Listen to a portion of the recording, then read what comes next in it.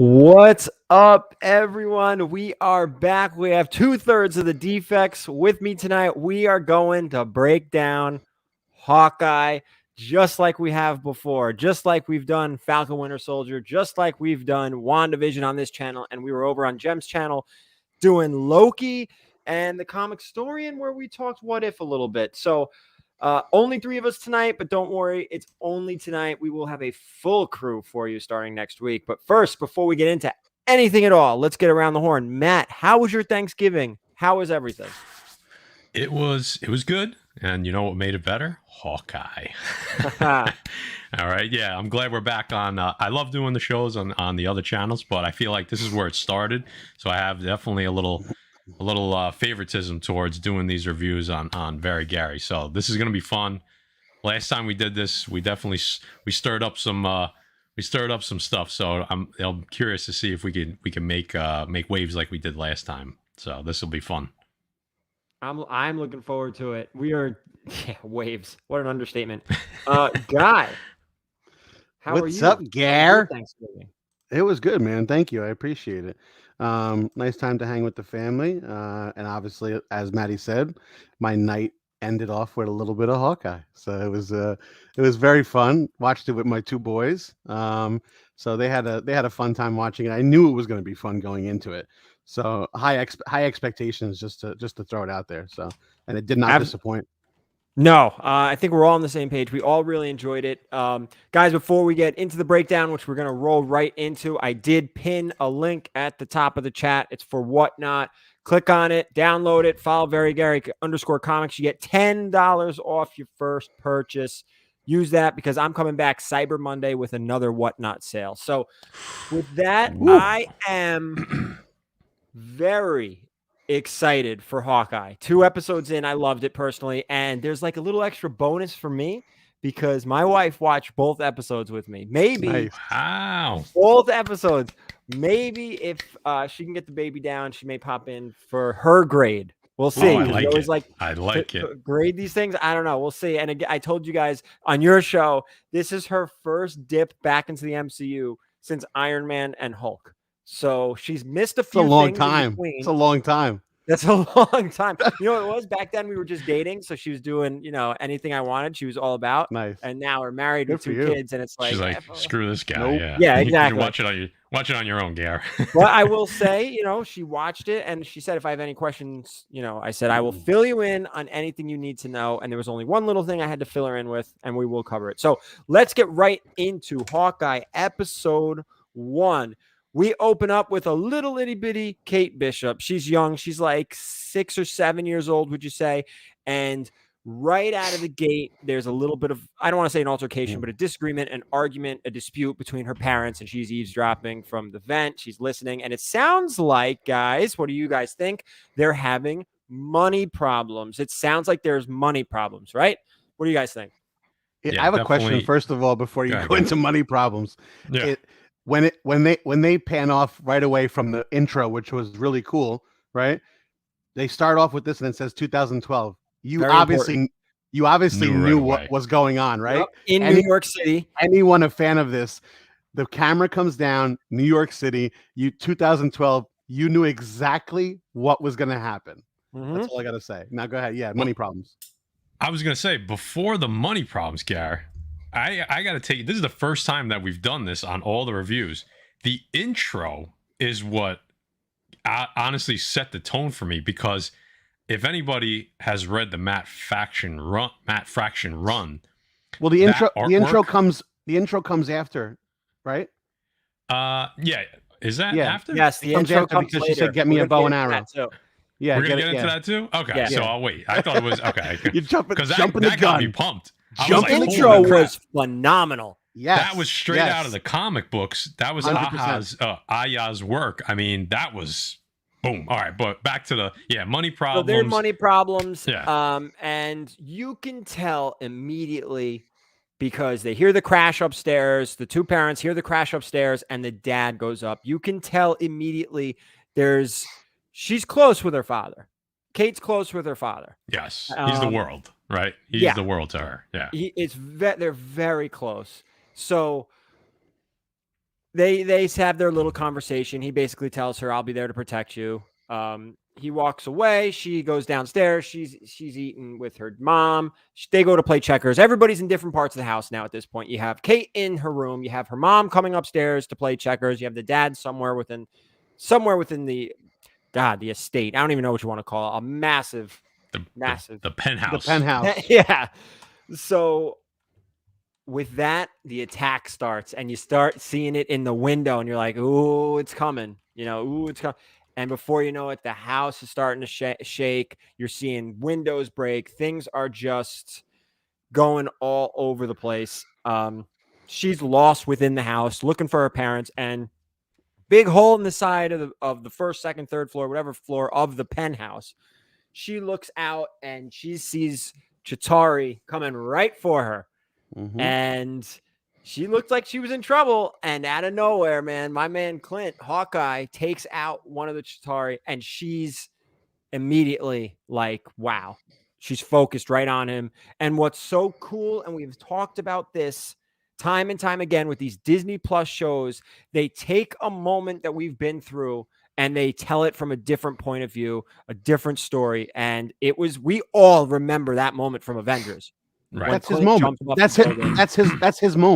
That's his moment. That's a big. He didn't have too many moments. That was his moment.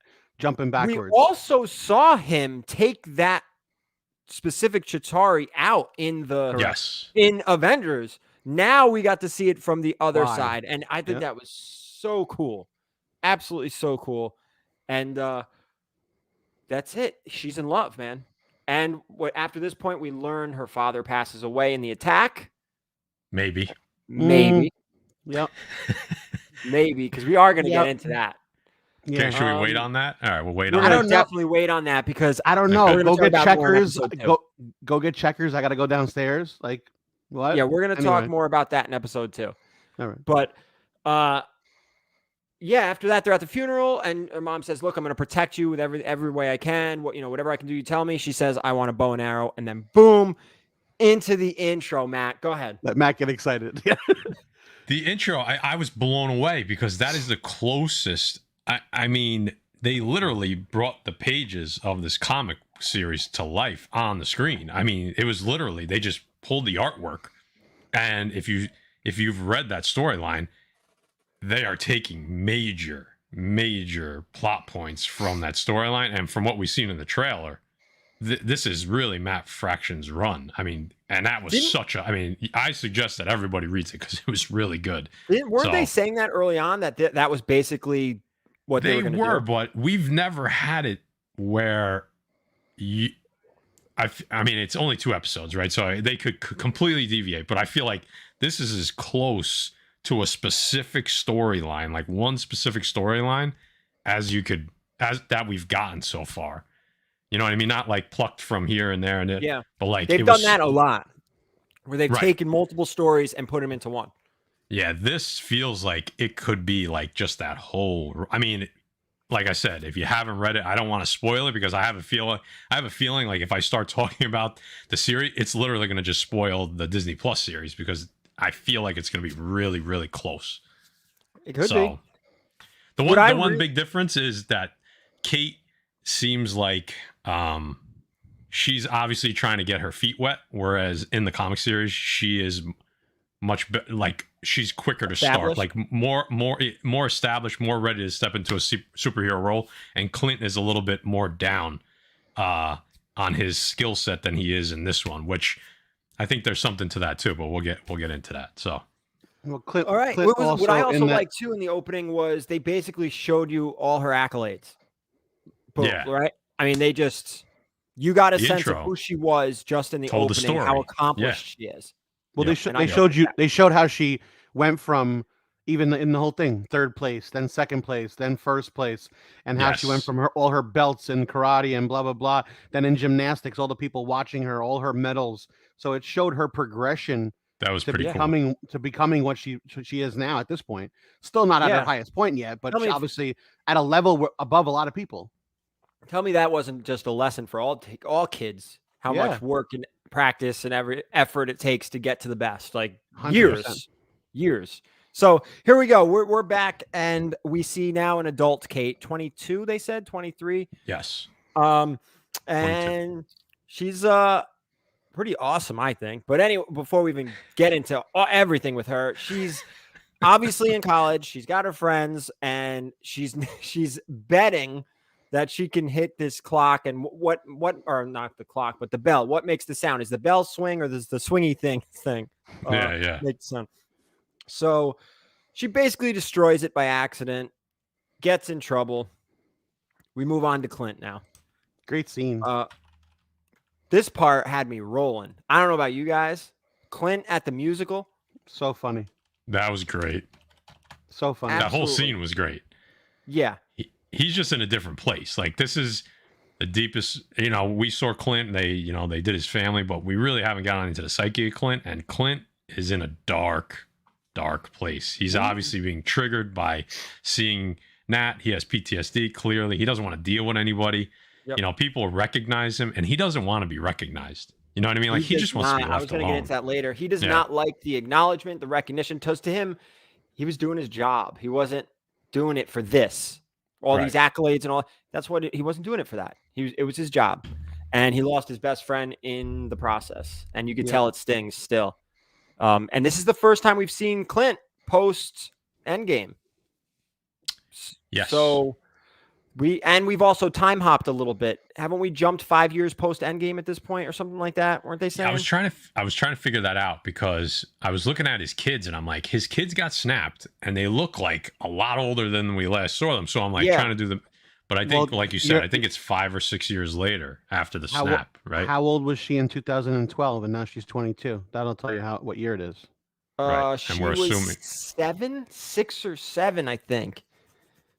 Well, no, since Endgame, I think Gary was asking how forward are we after Endgame? Yeah, but no, but Guy's saying too, in 2012, I think she was 6. 6 or 7, so that would only right? put her at like 17 years old, but she's in college. We know she's in college, and she has 1 semester left, so she's 22, right? We know all that. Right. So here we go. Clint's at the musical. He's obviously not enjoying it. And we also learned one new thing about him. He's deaf. Yep. And from the years of punishment that he's put on himself, he's lost his hearing, at least in his left ear. I mean, he doesn't wear them in both, but I don't think he can hear out of his right. He just wears it in the left. They just kind of lobbed that in there to just like surprise. Clint can't hear shit. He leaves. He's uncomfortable. He leaves the musical. I mean, I'm not gonna lie. I feel like I would have left the musical at that point. It was horrible, but I mean, that's what it was, right? Yeah, a musical. Yeah. I could do this all day. I mean, we did have. They went all out for that. Right? I'm not gonna lie. So he steps out. He goes to the bathroom, and man, that guy right up next to him at the urinal. Not only is that uncomfortable. Wow. But then the guy's asking for an autograph. A selfie. Oh, yeah, the selfie, yeah. Wayne Watts, Clint is the equivalent of a service member that doesn't like everybody and their brother thanking him for his service. That's right. That's a perfect example, Wayne. It was his job. He did it. Thank you, Wayne. And he doesn't like the accolades. He just doesn't like... I don't know. He doesn't like being recognized. That was one thing my wife said, like, wait, people know who he is? I said, yeah, they don't really have disguises. Just really Spider-Man at this point. I didn't really get into it deep, but Spider-Man's the only one who kind of doesn't want to be known. What about when he said Ant-Man wasn't there? That was funny too. Yeah, he said, I know what happened. I was there. You know who wasn't there? That guy.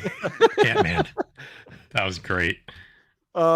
So he ends up doing it, with the guy. They're building these awkward, uncomfortable moments in Clint's life that he's not happy with. So they keep showing you these points of he doesn't like this.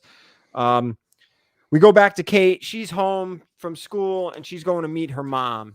And you get the idea they have a lot of money. That's the impression. As soon as you get there, as soon as you get to the mom's place, a lot of money.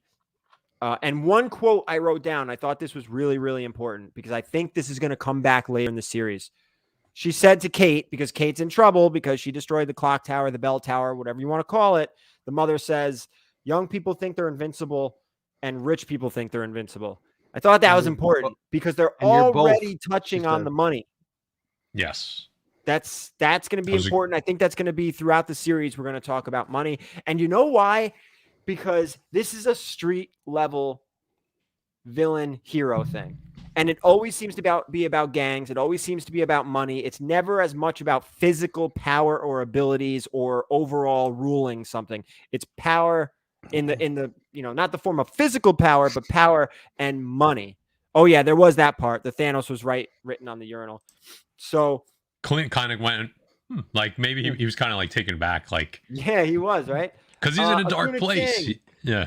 Quick question. I am a seller on Whatnot, and I got sent copies of Invincible 1 Whatnot variant. Is it really $500, and what should I do with them? They are going for, what do you think, Maddie, between $400 and $500 right now? I mean, it depends. There's a Virgin, there's a trade. The Virgin? Yeah. If it's the black and white, that's like 800. Yeah, I don't know which one it is. Some people are giving them away. Some people are auctioning them. Some people are keeping them. So do what you think is right. That's all. You're right. I mean, there's another one there, Gare. If you want to get it out of the way. This was important too. I missed this one. Specsman. Anyone else notice the caller ID in Kate's phone when her friend calls her? Caller ID was Greer, who is Tigra. She actually refers to her as Greer though when they're talking. Yes. Yeah, I don't know about the Tiger. Yeah, I mean, there was another one in there too. So we'll see exactly. We'll see. We're trying not to jump too far on these little Easter eggs. Yeah, this is what got us in trouble in WandaVision. Before you know it, 50 copies of Tigro Sal. We'll all get in trouble. I don't know if it got you in trouble. Well, some people weren't happy. Yeah, except for the ones that bought it at $5 and they're going to sell it for exactly. $500. And we got blamed for doing it all. Like, hey, we didn't buy any. Hey, Cathan's got his own comic series right now, so just saying. Just saying. Who does? Cathan. Oh yeah. Hey. Just saying. Just saying. It's weird how sometimes the Marvel Comics kind of gives you a little glimpse into what's going to happen in the MCU, guys. Just keep your eyes open. That's all I'm saying. We're not getting into that. We're not going back. No Mephisto talk here, guys. We also learn or are introduced to Jack. Jack is, you can immediately tell they're together, Jack and Kate's mom. Kate is not happy about this. And they have a dinner to go to, an event, a gala, fundraiser. And now we're going back to Clint and the family aspect. They're in the Chinese restaurant. They're eating. And it happens again. He gets that moment of thank you for everything. Yeah, the guy pays for dinner's dinner. on us. Yep. And you can tell, like, I don't know if embarrassed is the word. He just doesn't. He's like he doesn't want it. He doesn't want it. 100%. Yeah, he his answer was done with it. His answer was you don't have to do that. Like, Right. Yeah. But the guy's response was perfect. I do have to do this. You saved our city. So Yep. I mean, come on, you can't beat that. If I saw him, I'd give him a free comic, right? I mean, there you go. He saved the city. Go ahead, Matt. I was gonna say, going back to Jack Duquesne, the swordsman, which I mean, it's not a surprise, right? That's who that is. Yeah. Kate clearly knew him. He's not a new boyfriend. Like he's been in their lives, right? So that I think is something that they glossed over purposely because I think they're going to get much deeper into. There's obviously going into later in episode 1 and episode 2. That is the story here, right? Like that's what's going on. So there's got to be some history there. There's some history, right? Exactly. There's history there. Yeah. Yeah. I mean, she's not happy that her dad's not around, and he is. But I mean, we're gonna get into this more in episode 2. But they do a phenomenal job of him being cocky and arrogant, and almost being the villain. But it's almost being the villain. He's just a jerk. He's just kind of like a prick. He's a prick. Yeah, I think that's a good word. He knows everything he's saying and doing. He knows what he's doing. Yeah. 20 minutes in. 20 minutes in. Can I say what he is? Yeah, go ahead. Go. Yeah, he's a dickhead. He is. Yeah. Hey, all right. Yeah. Oh, you meent for that. Yeah, I got it. Yeah, I just want to make sure Gary's all right with me saying that. That's fine. That's what he is. You know what? He's rocking the stash though, bro. Yeah, that thing's awesome. Oh yeah, he's credit for that. Stash. Quite the stash. I should have had the book. I don't have a copy of the book. Do you? Matt? I don't. Swordsman. I Yeah. love that. By the way, I do, but I don't know where it is. I don't have one. I have it. I don't think I do. At least if I do, it must be in shambles. All right. So where are we? Oh, Kate. They're at this gala. They're at the event now. And Kate meets Armand the third, which she doesn't realize that she does know. You know, she knows him from long time ago that she used to visit the house a long time ago. She also learns from him that her mom is engaged to our friend Jack. That pisses her off. And here's the weird, but here's where things all of a sudden, like the mystery immediately comes right here. Because he's saying right to Kate, he tried to talk his nephew out of it, and Armand III is not happy with her mom. 100%. It was such a weird interaction. I was like, because am I at first, hearing even this Melissa right? caught that. So at first I was like, oh, I thought he was doing your typical, oh, don't get married kind of guy thing. But it was not. It was not that. It was not. There was hostility there between her mother and our this guy, the third. Jack Duquesne? Duquesne. Jacques Duquesne. Yeah, the third. There you go. I actually liked him, though. Kate steps outside because she's pissed off that they're engaged, and she meets the dog, right, guys? Lucky the pizza dog. The one-eyed pizza dog. They haven't named him yet, but he ate some pizza. So yep. Right away. That was interesting. Maybe, I mean, I hope they do name him, but I don't know.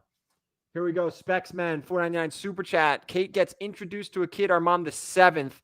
I can't figure out who he could be in the comics. That was definitely intentional. So seems like it.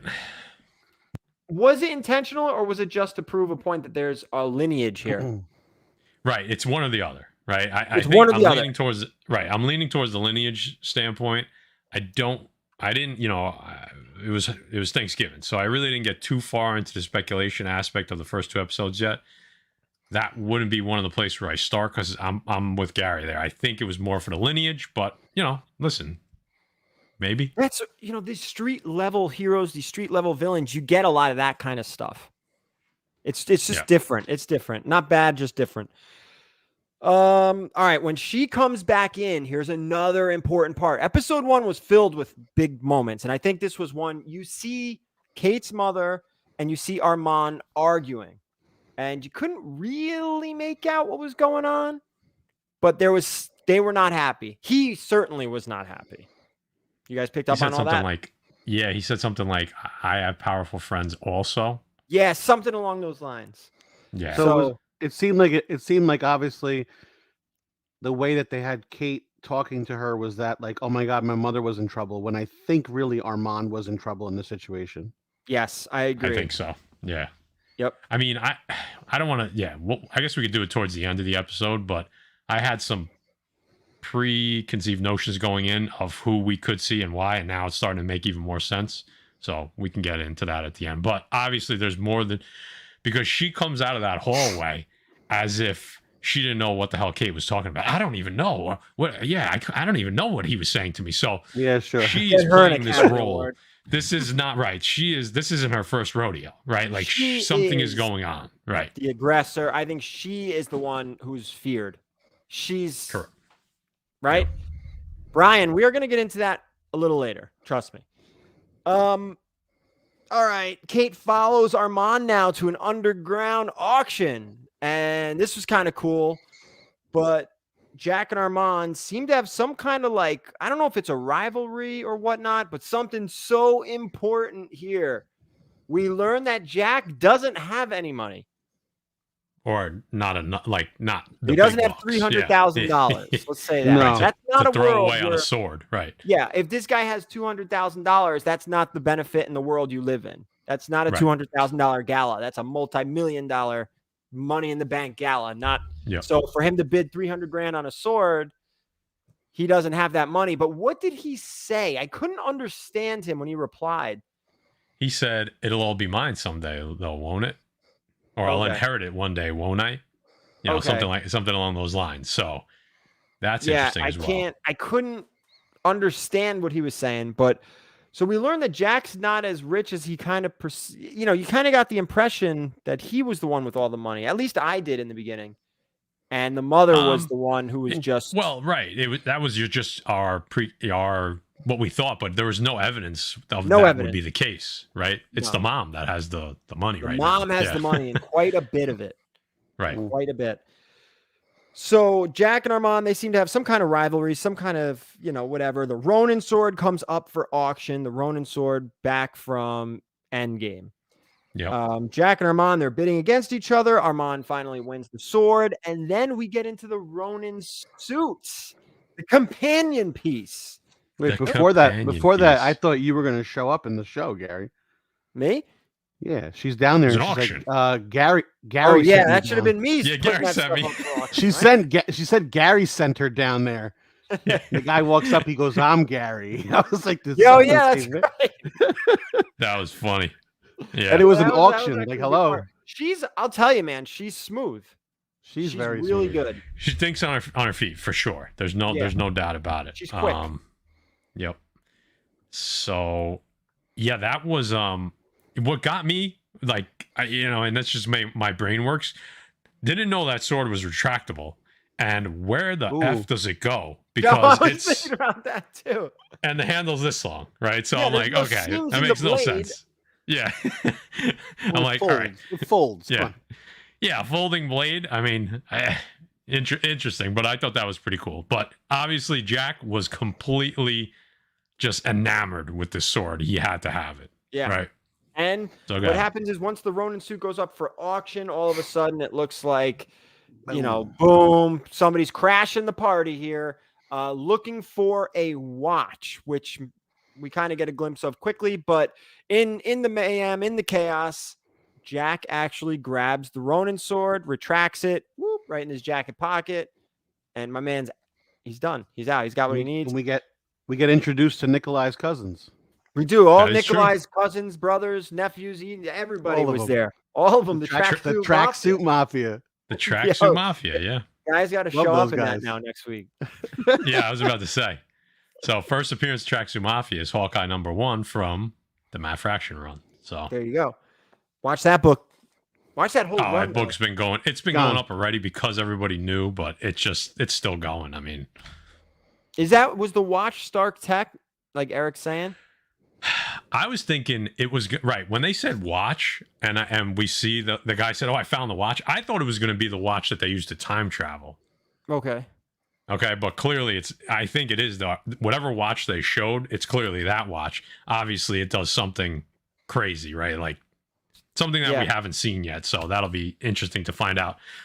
Tony Stark still lives on. Yeah, I'm sure we'll find out before the end. It seems like there's multiple things going on here. Yes, a lot. There's a lot of moving parts, but it also seems like they did that with Falcon Winter Soldier. There were a few moving parts. I thought there was a definite WandaVision. There was like a bunch of stuff going on, but I'm already really enjoying this show, I will say. All right, they grab the watch. They find the watch. Kate ends up dressing up as Ronin, and then we see her in full action. Kate Can I ask you a question before you jump to that? Yeah. So the watch was lot 268. 268? Is that Iron Man 268 an important book? Is that the first roadie? No, Avengers 268. Ooh. Avengers 268 has to do like with a Kang run, and it was a watch. So was that's it? interesting. My question, I don't know. The watch. Oh wait, hold on. Who knows? Wrestling. Who the hell knows? That's interesting. Yeah. This is 267. Spexman was saying lot 267. I think it was 268 though. It's 268. It could be. Oh, it was 268. It could be Stark's Kang watch versus from Civil Immortus. War that had the hands. Yeah. So remember with that when he blocked the bullet? Yeah. Could be Kang. I don't know.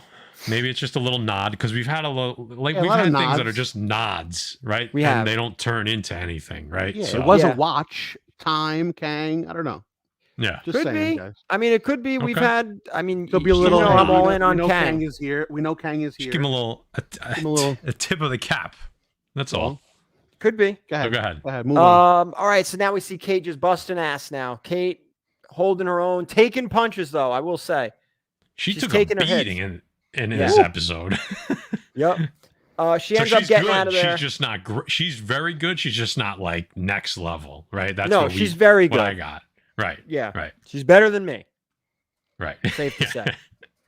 So So go she's ahead. holding her own in there. She ends up getting out of there, and she saves the dog. She's running around the streets of New York, decked out as Ronin. And Yep. Ronin, the character Ronin, does not have. It is not a good thing. No. A lot of people want A lot Ronin of dead enemies. Lot of because enemies. Ronin was taking Yeah. out the criminal underground viciously, basically, and Yep. all for years, I believe it was, while all between Infinity War and Endgame. Yep. So there's a 5 years. lot of people that want Ronin dead, and nobody knows that Clint was Ronin. Right. Nobody. Right. Yeah, I like that they put so much emphasis on the Ronin. They did flashbacks, and it really, because, you know, Guy and I were talking about this, it's just kind of like they just threw Ronin at us in Endgame, and like there wasn't much explanation to it. So if you didn't know anything about it, you're just like, what the hell is going on? But like, they're really focusing on that and how important that suit is. We find out later on, right? How important that suit is, how important it is for that thing to remain dead, right? Like that part of Clint's life to just remain buried. He doesn't want anybody else taking that up. He doesn't want that going into the wrong hands, and he doesn't want anybody affected by his actions. That's clearly what this first 2 episodes was about, right? Yeah. So He wants to put Ronin to bed. right. No more. He thought he did. He thought Yeah. he did. Well, Yeah. obviously, somebody ended up with the suit. I mean, I don't know if that'll ever get explained, but how does that happen, you know? Last we Say that saw, again? Hawkeye had the suit on in Endgame. I guess it got destroyed in, well, The he sword was in got... Avengers compound, so he must have went there. He must and have taken put it off at some point. That's because- what they're saying, which makes sense. That makes Yeah. sense. She runs out. She's dressed as Ronin. She saves the dog. Clint sees all of this happening on the news, and you see him like, what the hell is going on? Kate tracks Armand. Here, this is really important now. Yeah. Kate tracks Armand's phone because she has access because her mother owns the security company and she's a major part in it. And so she has access to all these phones and tracking and everything, which I'm sure she's going to have throughout forever now. That's going to be like one of her things, right? When essentially the Young Avengers come to be, she's going to have this ability. She's going to have this business, right? I mean, Yep. just seems that way. She ends up tracking Armand back to his house, and she goes in and she sees the pile of candy with his name on it. That's important for the next episode. And then she finds him dead, lying in a pool of his own blood, stabbed in the back. Definitely killed by a sword. I mean, that's what I thought right away. Right? Oh yeah. They That's talk it? about that too. They do later on. Yeah, But well, yeah, I you know mean, what? We will come back to a lot of this stuff. Yeah, it all ties together nicely, actually. So far, Actually- 2 episodes. Yeah. They were very smart in dropping 2 episodes at once. Yes. I will say agree. that. So Tracksuit ends up finding her and Hawkeye saves her, right? End of the day, that's the end of our first episode. What do you guys want to break down? And what do you guys want to talk about? That's the whole thing. Guy, you Anything go ahead. stick out or anything I didn't mention that you want to talk No, about? go ahead. Go ahead. Yeah, I mean, right off the bat, to me, and you know, maybe I'm jumping ahead a little bit, but I think this is what I took after episode 1. We can get into some theories a little bit, some minor We'll ones. get into theories. Let's break out. Let's do theories Okay. after episode 2. Oh. So we Oh, get wait, the oh, wait. full. Yeah, everything. so I mean, clearly, right off the bat, I only watched episode 1, and then I took, I don't know if I watched it the same day or a couple hours later. So I watched 1, not back to back with 2. Okay, so when I watched 1, I was just like, wow. I was like, okay, this is what I expected Disney Plus to be from the beginning, where yes, Clint's not a new character, but essentially this was like a 60-40 Kate Bishop show, maybe, maybe even a little bit more. So this was like an origin, like a quick origin to get you to know and become familiarized with Kate. And again, I talked about it in today's video. We did an MCU top 10 video. We'll talk about that later, but We will talk about that.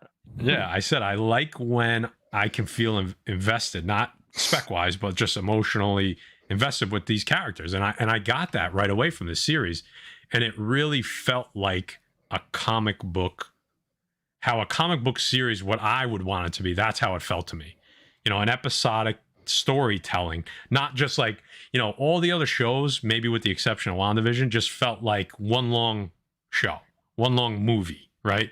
Where this feels like an episode by episode tale, almost like you're reading one issue and then you're reading another issue. I think they really nailed it. Now, you could like the story or not like the story, but I think the format of it is going to be the winning formula for series like Moon Knight, She-Hulk, Miss Marvel. If they stick to this formula and not necessarily like the formula where you got from a Loki or a Falcon and Winter Soldier, where it's a continuation of a character's story that we already know, I think that was the home run for me. After watching episode 1, I was like, they nailed this. I hope they keep doing it in the same way. I honestly, it was one of the best. I think it was probably the best episode I've seen on Disney Plus yet. And I know, Gary, I know you liked Wanda, but to me, this is what I wanted when Kevin Feige announced Disney Plus. This is what I wanted. Matt, usually you and I are pretty in line. We're pretty close. And I'm actually going to agree with everything you just said, because I felt the same exact way. I thought you were going to disagree with me. I was like, shit, what the... This is, when we get to the ratings, this is probably going to be the highest rated first episode I've given any of these shows. I just really, really enjoyed it. And like, you breaking it down that way probably is, I get it. Like, I couldn't word it the way you did, but that's exactly what it was. It felt like a small story. The next episode, we're going to tell more of the story. It wasn't one movie that they said, okay, here's one episode, here's one episode, here's one episode. That's not how, it doesn't seem like this is how it's going. It seems like it's a storytelling one piece at a time together, telling you the overall story, which I mean, WandaVision, it just comes back to WandaVision. That was the best for me, between the spec and all that too. But the storytelling in WandaVision was outstanding, in my opinion. Guy, what do you think? Yeah, listen, again, going into it, my expectations were here because, and Matt and I talked about this. It's just exactly what he said. I expect it to be a certain way, and I expect a certain thing from Marvel and Disney. This brought us that. This brought us that. It was exciting. Matt talks about how he loves character development and everything like that. We got character development so quick. And you connected so quickly. Like, they didn't even give you a chance not to connect. Boom, she's a child. Boom, she's having trouble with the parents. Boom, it's 2012. You know what's going to happen. They connected the story so quickly that you could not turn away. Let's talk about that. Kate Bishop was so likable. Unbelievable. Immediately. That and that's the whole. Listen, this is what happens when you have character development and you connect with a character. Once you connect, there's no going away from that. Now you want to know what happens next. You want to see what's going to happen. You're on the edge of your seat. I haven't been on the edge of my seat in these shows, watching these shows. Yeah, they're good.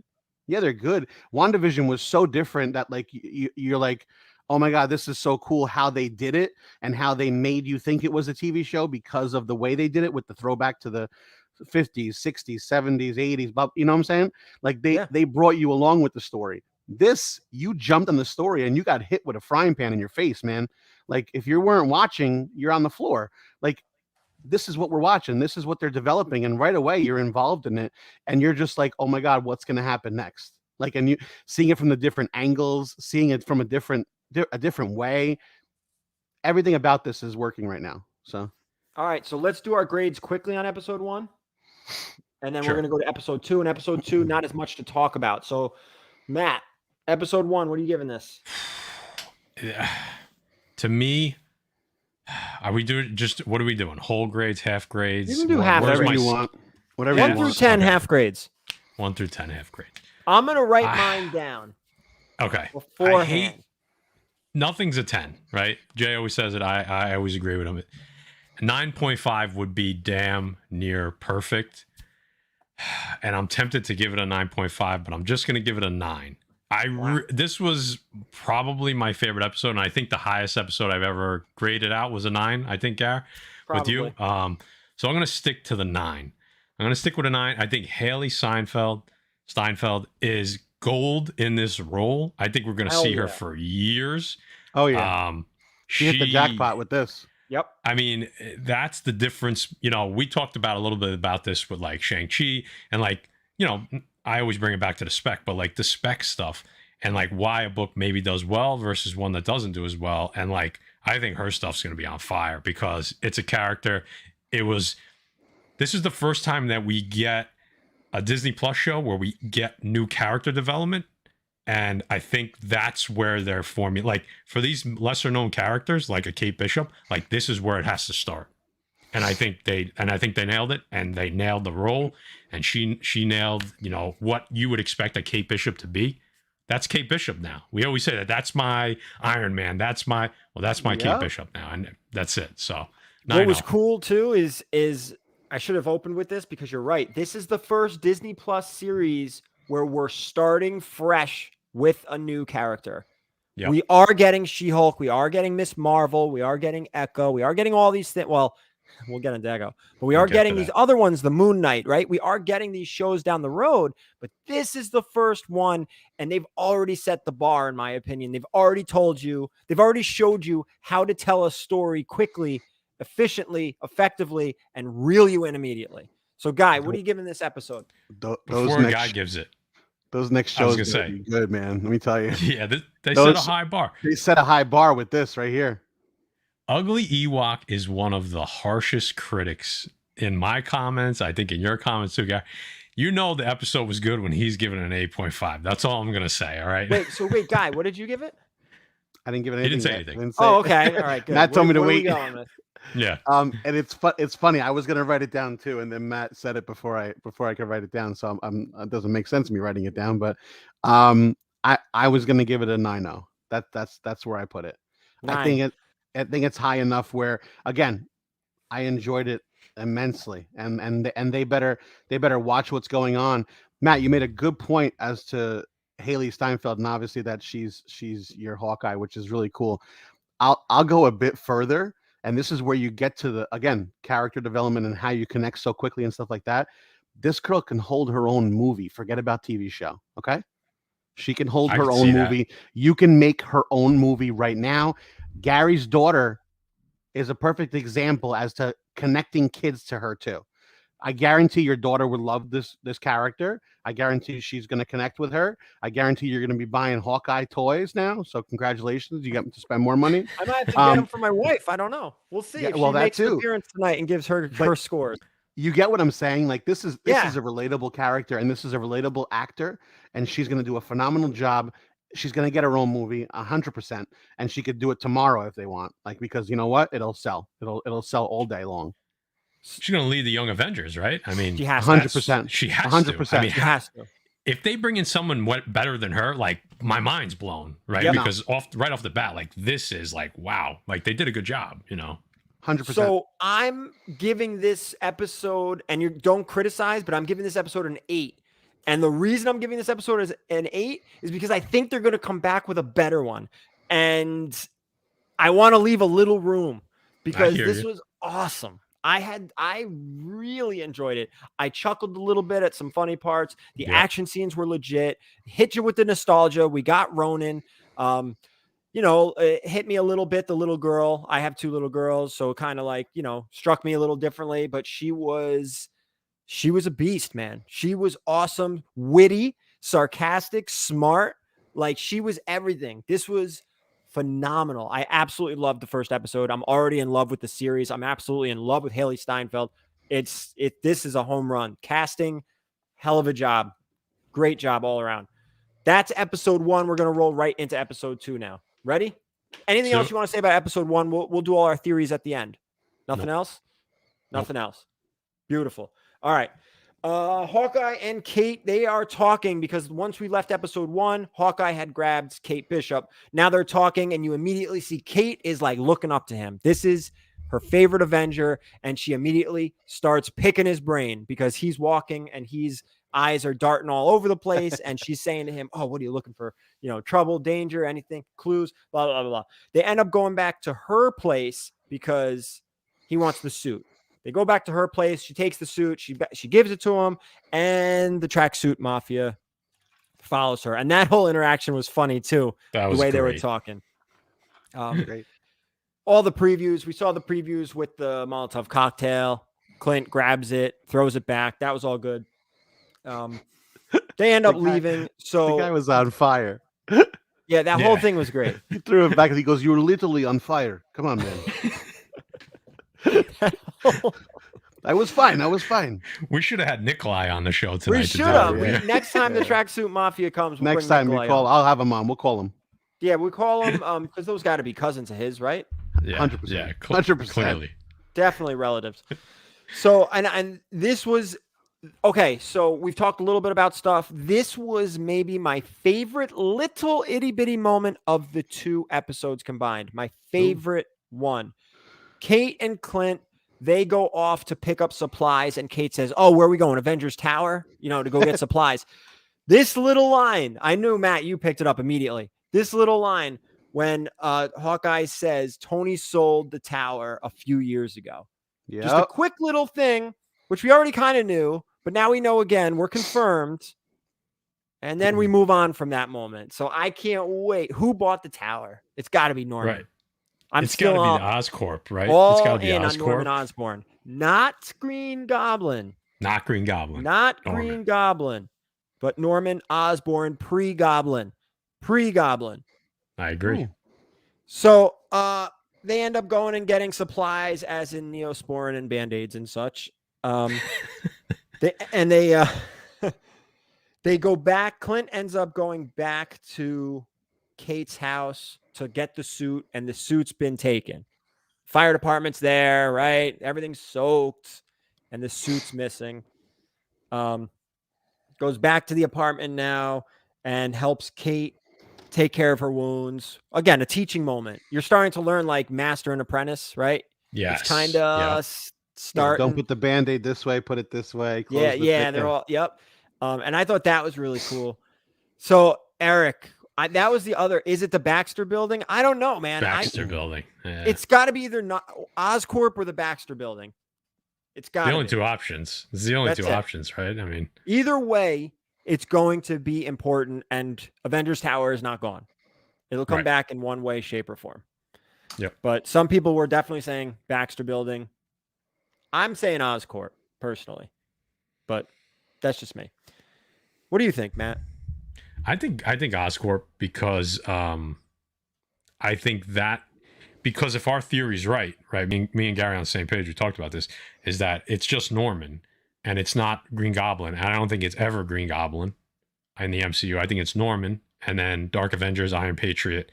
I think that's the Norman Osborn we get. We get Norman Osborn, the bureaucrat, and that is an entity throughout for a while. And I think he has to have that building behind him. Whereas Fantastic Four, it really depends how they bring them in. If the theories that we're talking, that have been circulating, that they've been stuck in the quantum realm, then why the hell would they buy the building? You know what I mean? So it really depends. To me, it makes more sense as Oscorp. That's all. I know we went off on a tangent, but there you go. Baxter building or Oscorp? I think Danny Rand bought the building. Well, there you go. God. Introduction to Iron Fist. All right, let me see. Where are we? Clint goes back to the apartment, helps Kate with the You wounds. forgot about the LARPers. Oh, we're coming to that. Oh, yeah, there's a little forgot the sticker, the sticker. LARPers, Yeah. but we are going to get to that. I thought that was fun. Clint ends up sending his kids back home. He was supposed to go home with them. He's promising he'll be home for Christmas. I kind of see. You like his son? You like his son was signing? Yeah. Yes. Yep. Yeah. So is it a stretch here to think Clint makes it home for Christmas but brings Kate with him? Or does Kate stay in New York City? Because we are going to get into not spec, but theories, and they all end up with a bad story about her mom. But exactly. So like this, yeah, Kate will be alone. So it'll be interesting to see if he stays or she goes or they just go their separate ways while keeping it. I don't know.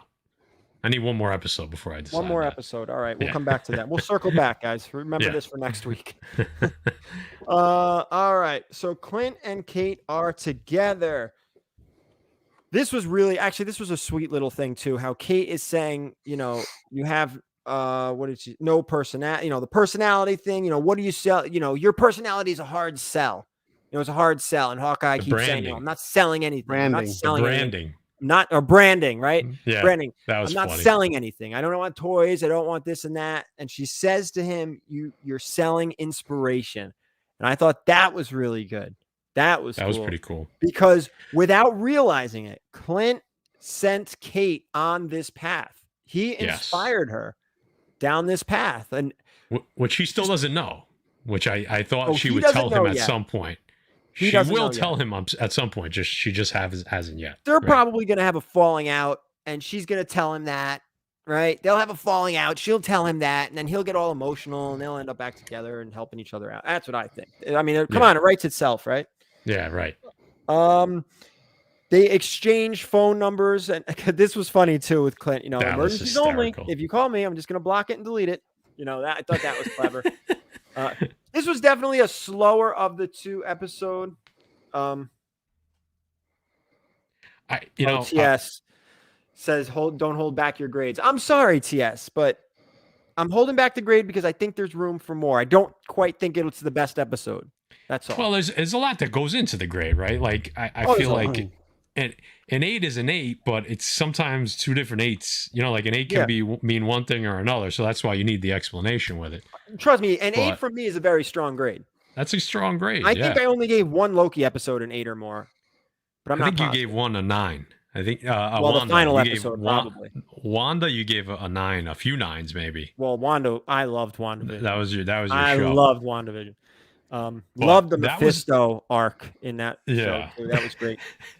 All right, so Clint goes to the larpers to get the Ronin suit. But hold on, can we stop there real quick? Yeah, go. I thought that this was really interesting, and I think they titled episode 1. The title of episode 1 should have been the title of episode 2. It was Never Meet Your Heroes, right? Yes, that was episode 1. That. Okay, and in episode 2, there was one scene, and I thought it was going to go a little deeper, and I think you're right. This is where it's leading. But Kate's looking at Clint with a little bit of like disappointment, right? Right before she goes into the building, into the into her mom's. When they exchange numbers. Right. She's looking at him with this disappointment, like, is this the guy that I grew up worshiping? It can't be. You know, like that's what her facial expression told me. And I thought they were going to elaborate on it, but she kind of snapped out of it and went back to her kind of like quippy little snarky self. They're building for that moment. Right. So I thought that was very interesting. You were my hero. Right. But I'm going to keep going back to Clint. His story arc right now is he is low. He is extremely low. It's the low. And it feels weird because we never really got any depth on Clint. So this is the only version of Clint that we're really getting deep on, which is him at a very low point. And I think it's some people, and I think maybe that's where they made a small mistake, because it's hard to tell how down he is without just making some assumptions, because we have no baseline. We don't know what to compare it to. You know? Now, is that why he went off to New York City with his kids, almost as a pick-me-up? You know, get away from mom, get away from the house. Could be. You have the what do you think, Guy? Well, the theory of we were supposed to go to New York was to spend more time with the kids. Right, but he's not retired. Necessarily to get. So, but this is the whole point of too, Matt. Who's the run that wrote that run? Matt Fraction. Yeah. Okay, so in the Fraction run, Clint is even worse. Clint is divorced. Yeah. Clint is divorced from his wife. Clint is a drunk. And he's just off the beaten path, man. So they're not. Doesn't look like they're doing that, but they're giving you the Clint that has that. You get my point? The PTSD. So it lost his best friend in the world. It's got that feeling without giving you the broken family feeling, without giving you the drunk feeling, but he's got that other stuff going on that's bringing him so. It's I laughed yesterday. I called him Old Man Clint.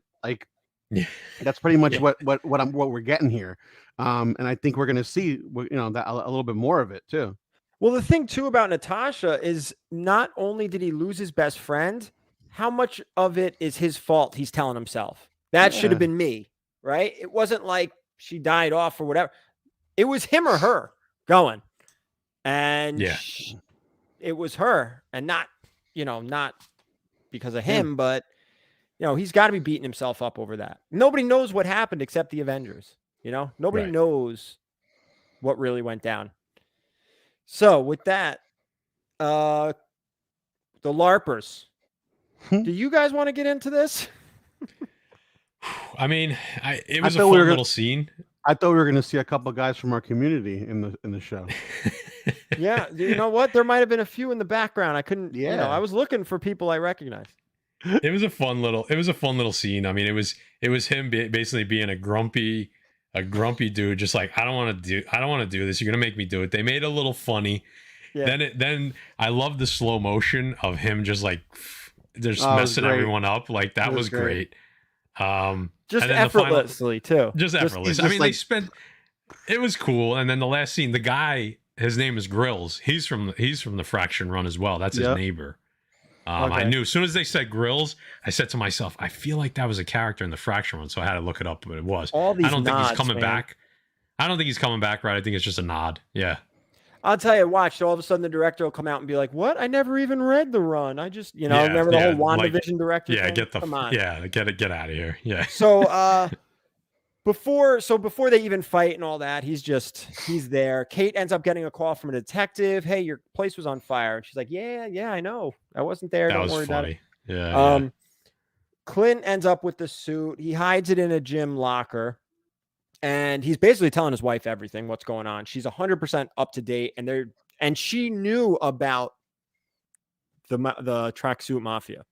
Yes. She knew about She knows everything. Like, she knows everything. Listen, don't lie to the wife. You just be honest with her. That's what it is. That's it. By the way, Matt, did you get everything on your list you had to get from Wednesday? Yeah, I crossed it all off. We're good. We're good. All right. Yeah. Just making sure.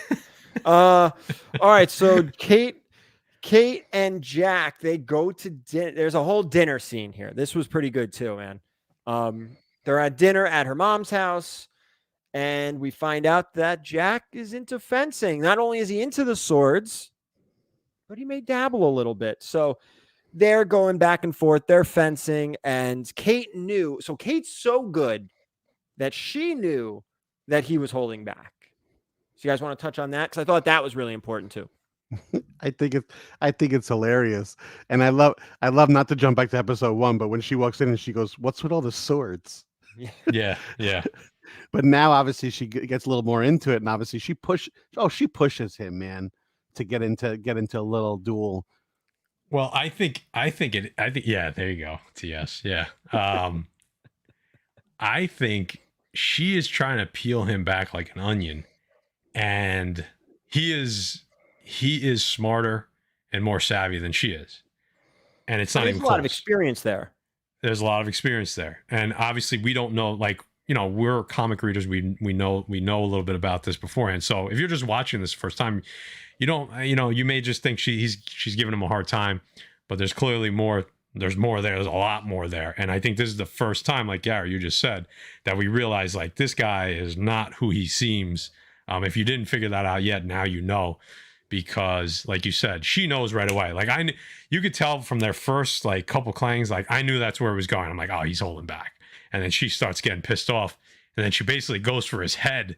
And he's just like, without even looking, just disarms her. So and the sword spinning. Yep. And she's like all like so excited that she proved herself right. Like that's another thing about her. She has that little bit of like, my girlfriend was watching me. She's like, she's kind of annoying. I'm like, yeah, but I think that's what they want her to be. Like I think that's part of her character. She's young.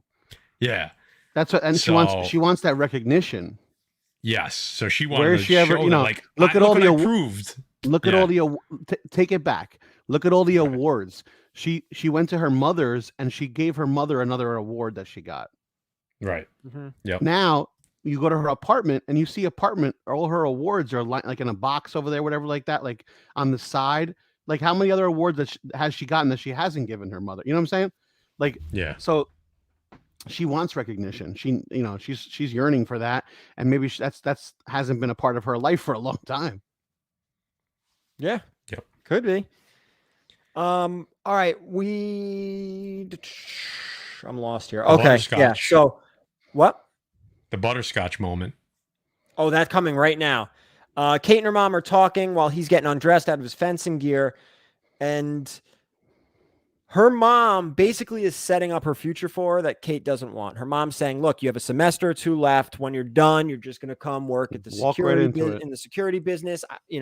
You may not be happy now, but in a few years, you'll be happy where you're going, and then that's when Jack shows back up and hands her the Armand butterscotch candy, whatever it was. And she knows exactly. Yeah. But the thing is, and we got to get, there's not too much left in this episode, though. He doesn't show a glimpse of knowing why she freaked out. Did you guys pick up on that? Yes. Like, he doesn't understand why she got that upset over candy. He just eats it. No big deal. I mean, come on. He doesn't seem to react to anything, though, right? That's just a theme. Like, he doesn't even get mad at her. Like, she's giving him a hard time. Right. Unfairly, it seems like. If he killed Armand, and at that moment, he took a candy, like, he did not kill him. There's no way he killed him. I don't think so. No. I don't believe he killed Armand. He read a stepdad book. Come on. Yeah. So, like, I didn't see I didn't see that panic in him. Like, oh, she knows what's going on. There was never that little bit of anything. No. And I thought that he didn't kill her. Hawkeye, he goes to get caught by the Tracksuit Mafia on purpose. Kate's calling him. Obviously, how's that nod to Nat though? What do you mean? Was that he pulled the Nat move? Oh, to get caught on purpose? Didn't that happen? Catch and release. Catch and release. That was Nat when she remember she's on the phone and she's in charge. Avengers. When she's one. She's in charge of the situation. Meanwhile, they think they have her. Yeah. She's in the chair. She's on the phone. She goes, "Why are you calling me?" She goes, "I'm in the middle. I'm in the middle of an interrogation." Like he goes, and the guy's like, "What are you talking about?" She goes, and she has the whole situation under control. Meanwhile, that's exactly what he was doing. If you look at the lighting and the setup is exactly the same too. Yeah, very close. Yeah. Oh, it was phenomenal. Yeah, that was cool. I liked all that when he untied himself or whatever. That's exactly what she did. So that's why it's great. So he gets caught on purpose. Kate tracks his phone because she's telling him now, hey, this guy Jack had the candy. The same, she's got her what she believes is evidence. Clint is there, still tied up at the moment. Tries to talk to the man in charge. I want to talk to your boss. I want to talk to the man in charge. You're just, what did he say? He said a funny line, like you're just the shift supervisor or something. Yeah. That was pretty funny. So the guys get so like, upset. Who's Kate Bishop? Where is she? Bro, he's playing dumb. Clint's playing dumb. All of a sudden, Kate falls through the ceiling. Yeah, that was a funny scene. But Gary, you miss. He's yelling at the guy and he goes, "I am interrogating you." It's just her clothes. He's so good. Yeah, it's just her clothes. Well, she's an archer. He's confirming with the wife. Melissa wants to know where she got her suit from. Well, if she was on an archery team, maybe they have a uniform. It's more like an archery never really explain that, but obviously it's a nod to coloring it, but so she falls through the ceiling. Everybody's tied up, and we get introduced to Echo, which we knew Echo was coming. We weren't sure where or how, but here she is. So Maya Lopez. That is episode 2. Quickly, what do you want to grade episode 1 through 10? I got a weird face. Forget it. No grade?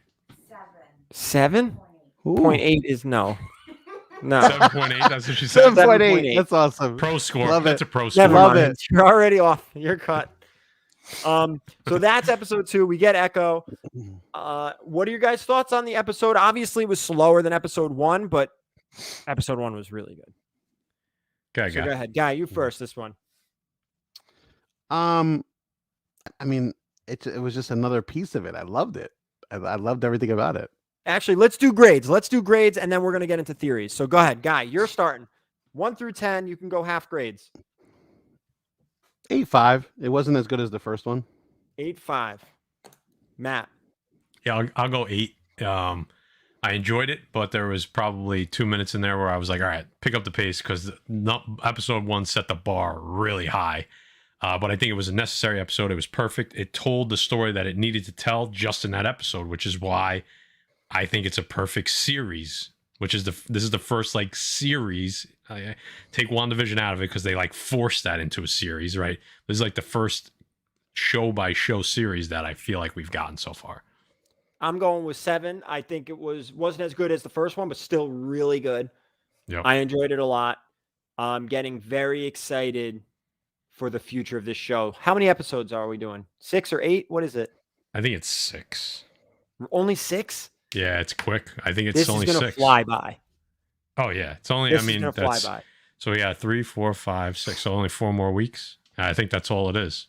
Let's see Yeah, how that would see make how sense you, that it's finished before Christmas. see how you want more. So good. More. So let's get into some theories, and then we'll get out of here. I've seen it in the chat left and right, so I'm going to ask you guys I don't know if you guys want to elaborate or just give me a yes or no answer. Do we get Kingpin?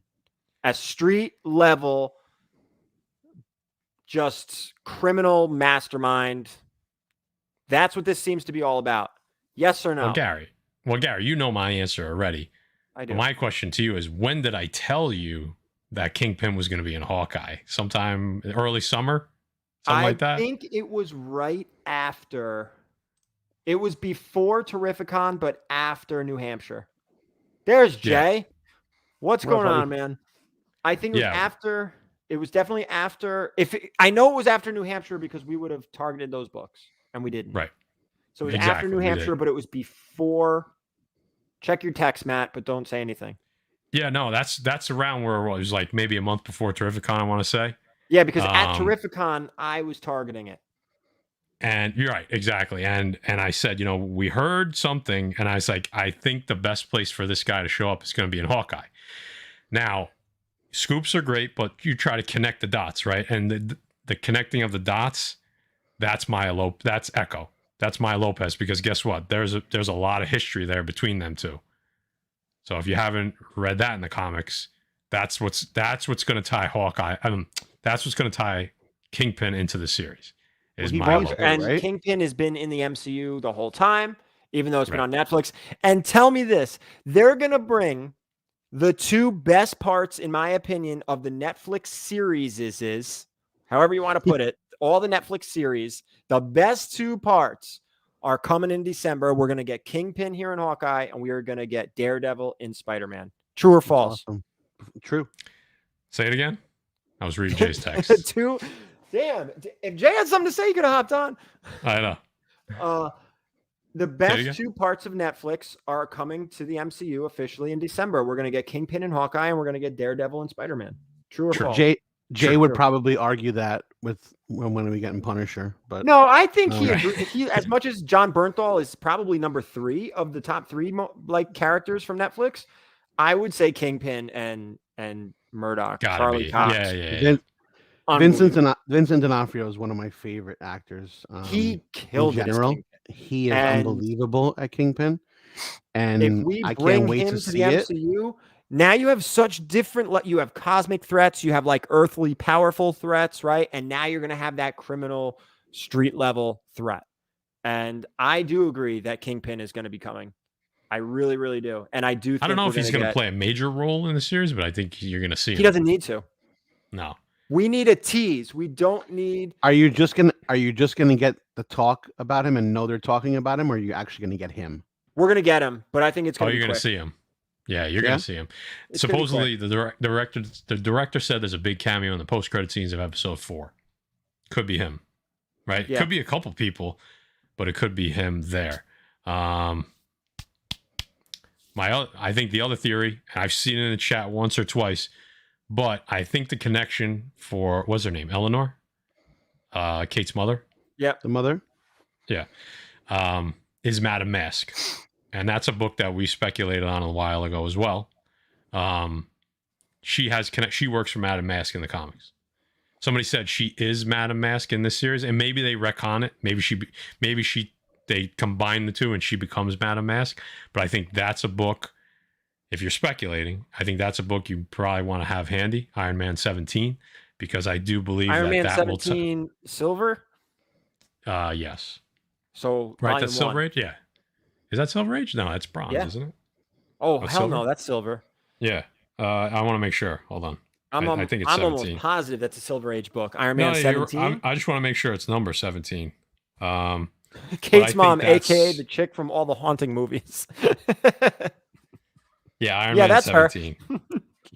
Yeah, 1969. It just makes it. But yeah, I think that's a character that is going to tie into this. So I think you're going to, like you said, Kingpin is going to be in it, but I don't think he's going to play a role. I think you're going to go see Swordsman, Madame Mask, and then a mystery. There's going to be Swordsman. another. Yeah. Swordsman. Yeah. Good, bad, anti-hero. I I can't think figure he's- that out yet. I don't know. I think he's both. So he's an anti-hero. Yeah, The I Catwoman, think the he's Deadpools both. of the world. Yeah, and that's okay. That's fine. I like him. We will not stop speculating. So if you don't want to speculate, This go is somewhere it's else. speculating Yeah. and theorizing. Right. We're just having a good time. We're not going to stop. So if you don't want to hear us, don't listen. Yeah, it's just theorizing. It's never gonna Here's stop. some more. Let me go. More You don't have to theories. agree with it. We're not holding a gun to your head. Do we all agree that Kate's mother is the villain behind the series? Other than 100%. Echo, let's say Kate's mom is the. I just got a face from Melissa. She is behind the She's scenes. the Sharon Carter. She's the Sharon She's the Sharon of Carter. this. She may not be the villain, but she's definitely not on the up and up. She has her Yes. negative think she- ties. I think she's tied heavily into the street game. And the father's still alive. Just so 100%. He's still 100%. alive. There's no doubt about it. That what? The The father's still alive. alive. Kate's father's still alive. I agree. You think Kate's father's still alive? I agree Mhm. with that too. And who is he? I mean, are we going by comics or just do I think he's going to be in this Yeah. series? Comics. I mean, the comics, he doesn't have a major role, but he does fake his own death in the comics. because of his mother, because of her mother. Because of the security Money. business. It's like The money. Uncanny Swag is saying money, security. But he has some underground ties, so. Yeah, there's some cool stuff here. I like the street level stuff. We know kind of a lot of the players that are coming in. We just don't know how we have the pieces mostly. We just don't know how they fit together, which I like, which I think is pretty cool. All right. Anything else you guys want to cover that we didn't, or the chat? Anything you guys want to cover that we didn't talk about? Echo. Somebody said it earlier. She was the first Ronin. Do we see her pick up the mantle?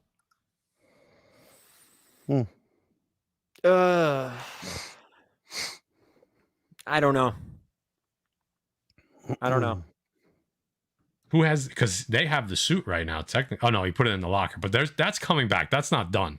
So No, I it think can't that be the suit was such a focal point. How could it not? There's more there. To me, there's more there. I'm just, that's what I think. Maybe Echo ties into the suit somehow. Maybe she was affected by Ronin in some way. She could be. Right. She could have lost a family member. Right. She's not happy. Right. Yeah. And it's got to be just more than that. That Kate Bishop busted up their little theft. There's something more to it. Oh yeah. Johnny boy, can we talk spoilers tonight? Because I have a question. That's all we've been doing is talking spoilers.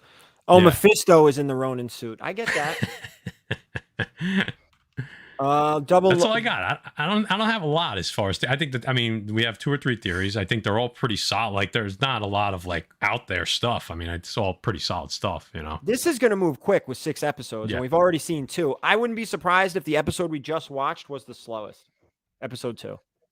I feel like it's going to go quick. Oh, 100%, 100%. It's going to move a lot faster than Falcon Winter What's up? Soldier. I felt like that dragged a little. What's up, Art Chemist? What's going on? Yeah, I I want to see this wasn't guy's looking question. forward to Falcon Winter Soldier as much as I already am this. I So- agree. Yes, Johnny boy. Yep. Yeah, that's Kate's what we were just mom's talking about. hottest scene is when she bangs DiCaprio in The Departed. I will Just listening, Brian. That's all. I like that. I like that, but I like it better with Paul Walker in On the dryer, the washing Running machine. Scared. Yeah. Running Scared. Yeah, Running I'll take Scared, that version. man. Nobody talks about that movie. That's underrated. You Yeah, ever want to hear somebody she's been curse around. in She's the been most around a little bit. ridiculous and absurd way? Watch that movie. yeah. There you go. I'm assuming this timeline-wise is before Eternals. No, this is post Eternals, isn't it? Because it takes place 5 years after? Again, I don't know. That's a good question. I don't know. Eternals is right after Endgame, right? Yeah. I mean, so they got to be like almost parallel or maybe right after. Like they're all within that same window. I haven't watched Masters yet, which I've completely forgot because I've been so caught up on Hawkeye and other stuff. Especially, I've been caught up on Whatnot to get ready for Monday's sale. But I do have to watch Masters of the Universe Part 2. When did that come out? Yet? When did it come out? It came out Tuesday, I think. No, I didn't even know it was out yet. So yeah, good. Something else to watch. They're keeping it quiet, not like Part 1. They're like, ooh, I know. I hope it's good. I wonder why. There you go. Hawkeye is Christmas 2024. There you go, guys. So it's post Eternals. Yeah, this is fun. Really I can't wait for the next. This is how I felt after Wanda. I haven't felt like that since. I can't wait for the next episode. Even Loki didn't get me this excited. I enjoyed Loki, not as much as WandaVision. I'm liking this. I don't know about as much as WandaVision, but I also know that I'm looking forward to it as much as WandaVision, if that makes any sense. Yes. Yeah. Falcon Winter Soldier and Loki, as much as I liked them, I wasn't like, I can't wait. I'm watching this right away. Like next Wednesday, my wife and I are going to sit down as soon as the kids are asleep and watch Hawkeye. No doubt about it. This is redeemed. I mean, I was kind of critical. I mean, we did a video, and we'll talk about that. Can we talk about that now? We're done with Hawkeye, right? Yeah. Go ahead. Yeah. What do you guys got coming up? Or what? We did a video. We were a little critical of, Marvel this year, and what they put out so far in Phase 4. That like it wasn't bad, but like it needs to be better. And I think we even said like Hawkeye could be the turning point, and it was for me so far. And I can't see it going downhill from here, but so far this is what they needed to do with Disney Plus, and maybe the pandemic screwed stuff up, right? And maybe this is what this should have been the introduction to Disney Plus, not kind of 4 series later, So I'm pumped. So yeah, we did that video, and the video we did today, and I know Gary has a follow-up to this. MCU top 10 movies ranked by Matt Forge, Guy Forge. Jay didn't do his, but we're going to get him to do his on the next live show. It was a fun video. We had fun creating the list, and I really we started talking to people in the comments. It's pretty fun, and we called out Erod, and this guy's sitting right next to me to do a list as well. My list is coming out Monday. How's that? Ooh. There you go. There you go. So, and I know you called out some. And I know you called out some people. I called out a couple guys. You're going to have to watch that to see who I called out. And they're probably making theirs as we speak. And I think what we'll do is, and Gary and I and Guy talked about this a little bit. I think once we get maybe 6 or 7 lists together, we'll kind of wait. We'll do a tally of all the of all the rankings and see, make a final top 10 from a compilation of all of ours to see where everything falls. We'll grade it. We're going to point it, right? A 1 through 10 point system. Scott, that is something I actually forgot to bring up. Do we see Yelena this series? I was going to bring that up, but we talked about so much. I think that was, I don't know if it was confirmed, but they've been talking about that forever. And spoiler alert, if you didn't see Black Widow, the end credit scene, Florentina, whatever the hell her name is, gives Yelena the picture. Elaine Bennis. Of Hawkeye and says, he killed your sister. This is your next target. Clearly, hello. That might be your cameo for episode 4, just letting you know. That is very true too. That good Look point. Guy. Yeah. So I don't know if that's not a cameo though. That's got to be. No, but it's at the end of the end credits scene cameo. Then you're going to see her in the next episode. And then she shows up. Yeah. Well, I'll tell you, she's either going to show up in a meaningful manner in the show, or she'll be in the last episode at the very end. Those are the only 2 logical places for her, right? We could get a Hawkeye season 2. They said Clint's not done. They're starting to say that already, that, you know, Jeremy Renner is not done. And why would he be? It feels like I'm just getting to know him now. You know, like, I feel like it would be stupid to just kind of end his arc after this. Oh, there's a lot of characters now. These Disney Plus shows, if they're doing anything, they're almost reintroducing us to characters that we've known for years and expanding on the character. Yep. Vision, Wanda, even Falcon, even Winter Soldier. I don't know Winter Soldier as much, but definitely Falcon. We kind of knew a lot about Loki, but now we see a little bit more. And then obviously now with Hawkeye. Yeah. You're talking about Margot. Yeah, I don't know, Margot. Why is the floor all wet, Todd? I don't know, Margot. It's one of my favorite lines ever. Man. I have a T-shirt that says it. So yeah, if you haven't watched our video today, jump over there because it was on a rant. Yeah, like we top usually... 10. What's great about these videos, the top 10, top 10 MCU, is we all have our own opinions. Like I'll be honest with you, Matt. You told me you were doing this and you were calling me out, and I didn't watch your video yet. I made my video without watching yours because I didn't want whatever you guys do to impact my decision on my list. And Matt, and I think I said this in the video, you told me it took you a while to get your list. It didn't take me a long time to come up with a top 12. It took a long time to come up with a top 10 and where they were.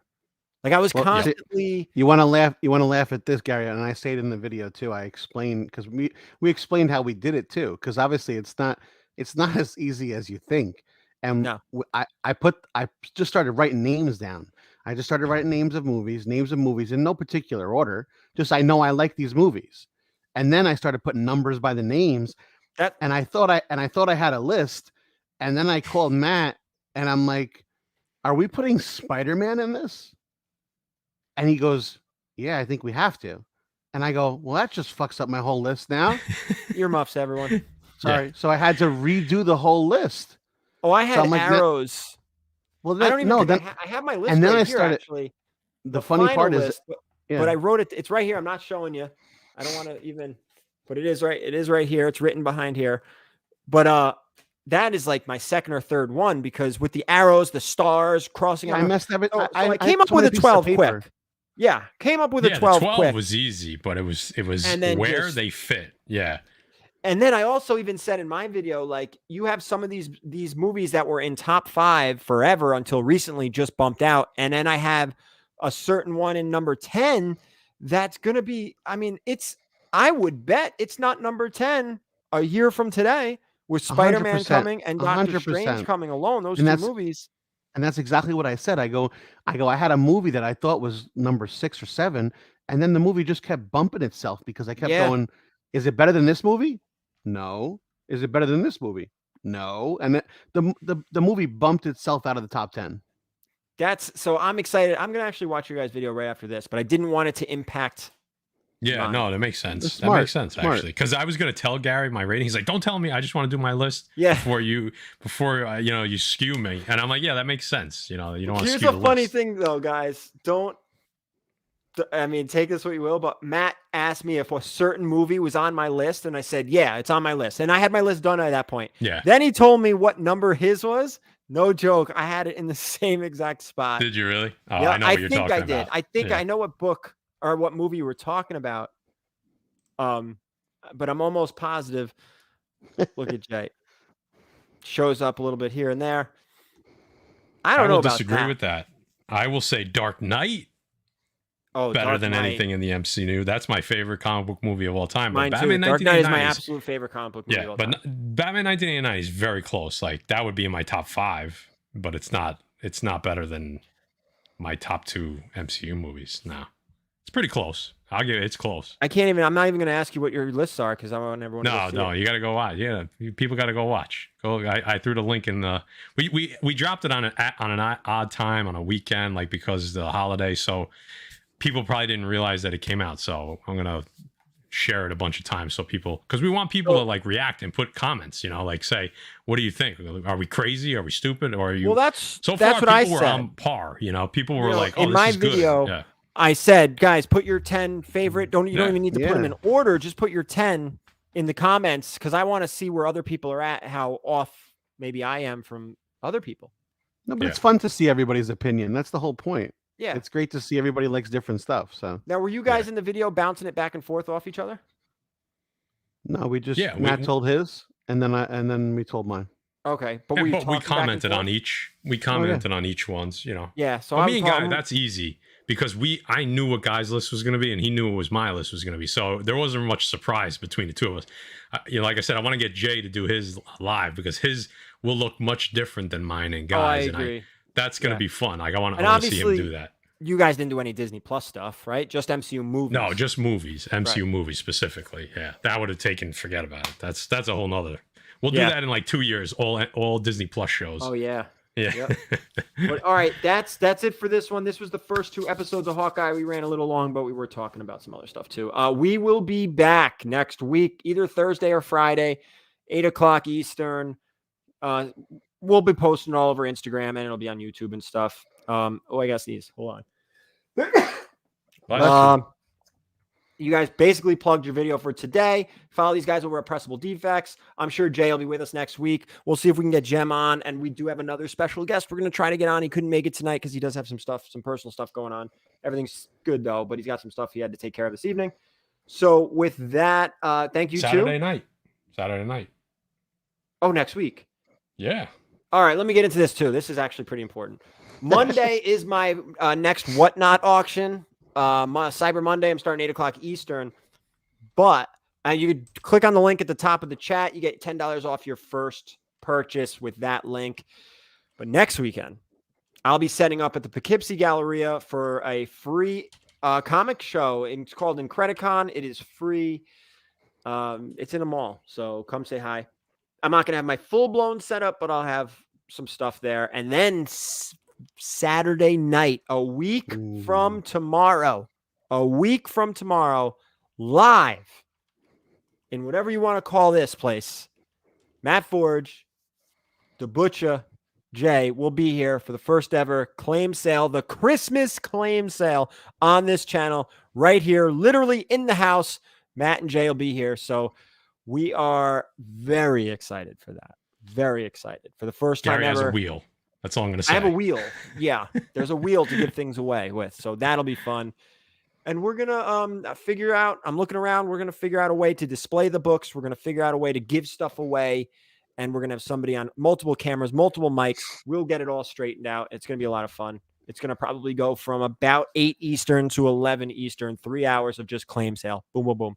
Books, all price ranges. From $20 all the way up to, a few grand, everything in between. So that is the Christmas claim sale Saturday night, December 4th. Mark it on your calendars. Wayne Watts with the $5 super chat. Thinking about reporting Jay's last comment. Which was, the crow is better than anything. Yeah. No Crocs, guys. I have no Crocs. Oh, let me throw this up here so you can take a screenshot right here. Boop. There you go. That's what we want to do. Saturday. Oh, I have a Friday, December 10th whatnot auction? Saturday. I guess so. Saturday. I guess I do. You got a lot of whatnots. You got a lot of whatnots. I do. Saturday. All right, guys. That's it. That's it for us. Thank you so much for hanging out with us. We'll see you next week with a couple more guys talking Hawkeye episode 3. Maybe my wife will get on. What do you want to grade episode 2? She didn't even grade episode 1. There you go, guys. All right. 8.3. We have 7, 8, and 8.3. It. She's got them backwards. No problem. I'll see everybody next week. Don't forget to check out Pressable Defects, top MCU movie.